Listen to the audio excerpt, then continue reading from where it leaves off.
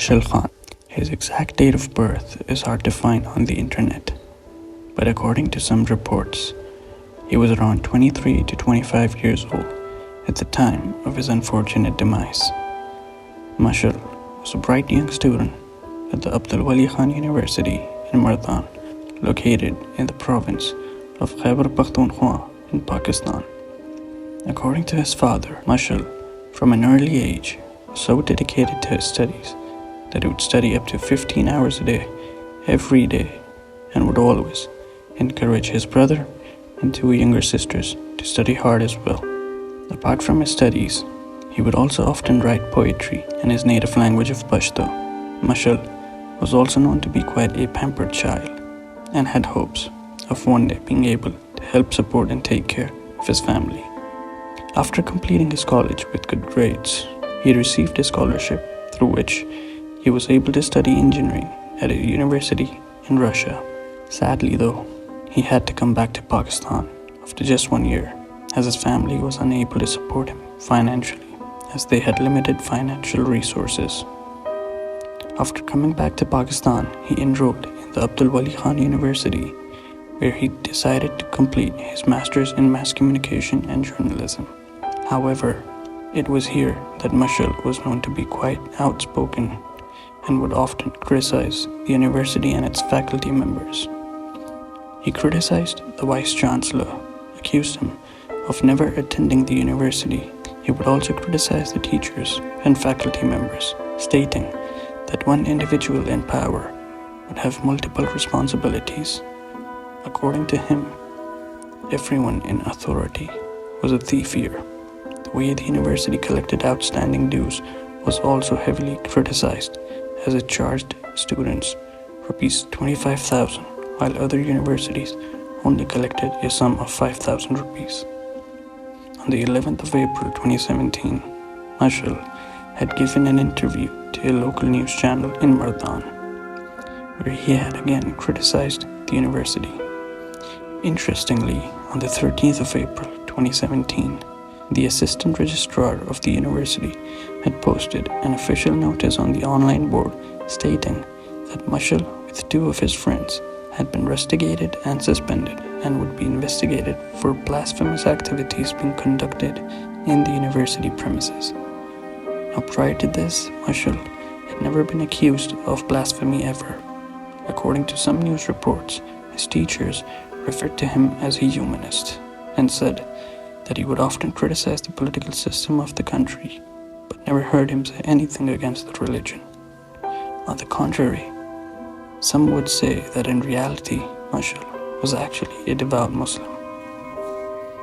The same day on the 13th of April, where he was rusticated, a large mob of angry students gathered outside his hostel room, accusing him and his friends of blasphemy, and continued to attack the three of them.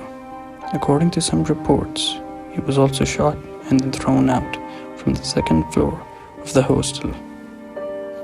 What is known, though, is that he was beaten with sticks, bricks, and wooden planks. What's sad is that at least 25 policemen were present at the university premises when the attack was being carried out, but were unable to control the mob.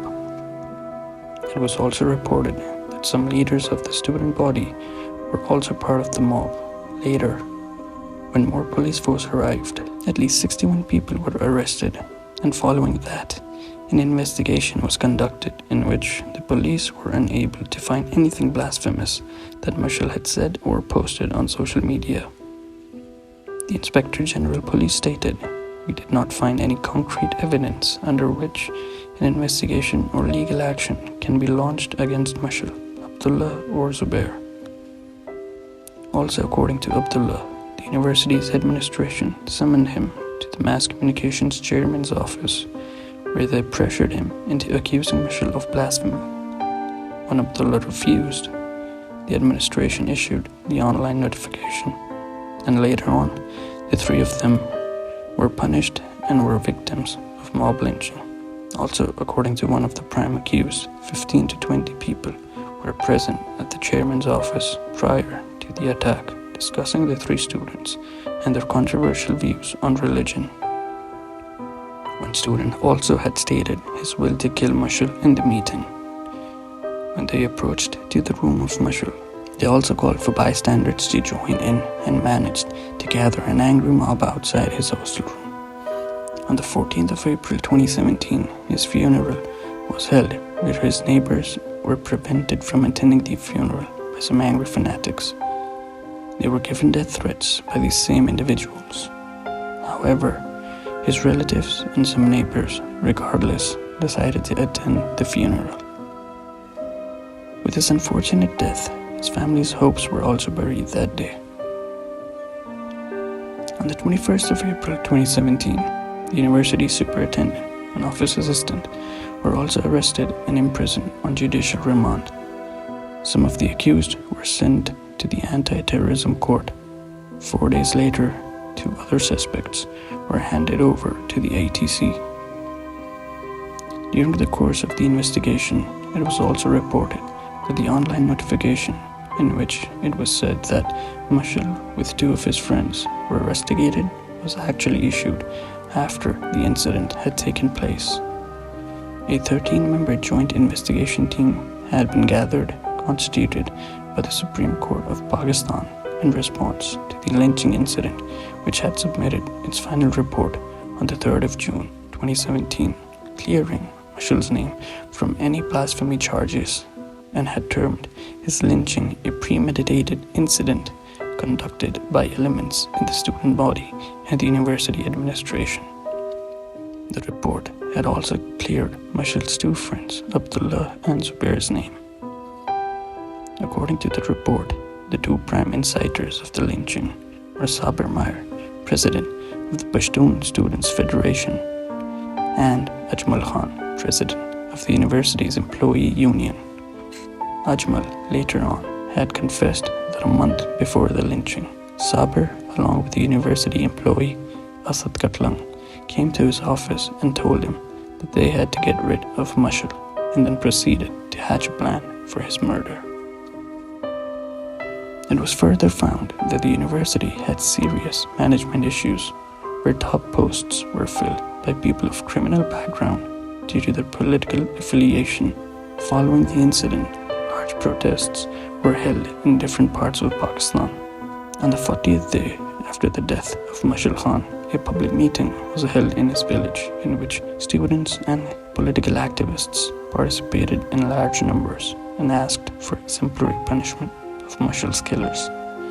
Towards the end of the meeting, Mashal's father, Iqbal Khan, addressed the meeting and said that let's make the universities and educational institutes so peaceful that in future no students fall prey to mob assaults like my son. On the 7th of February 2018, the Anti-Terrorism Court awarded the death penalty to the prime accused, Imran Ali. During the course of the investigation, Imran had confessed to the shooting of Mashal during the incident. Apart from him, 5 other suspects were sentenced to life in prison, and 25 others were given 4 years in prison. 4 other suspects who were on the run at the time had surrendered to the police. Their trial had taken place on the 21st of March 2019. Unfortunately though, out of all the suspects, there were 2, due to lack of evidence, had all the charges dropped against them. The decision taken by the Supreme Court made everyone satisfied, and Mashal's father also showed his utmost satisfaction. However, had claimed that he would challenge the acquittal of 2 suspects. The death sentence for the prime accused, Imran Ali, was later commuted to life in prison, and 28 accused were later acquitted of all charges, as the video evidence against them did not corroborate their involvement. So folks, that was the Mashal Khan case file. Hope you find the video interesting. Until next time, take care of yourselves and your loved ones, and please be safe. Peace.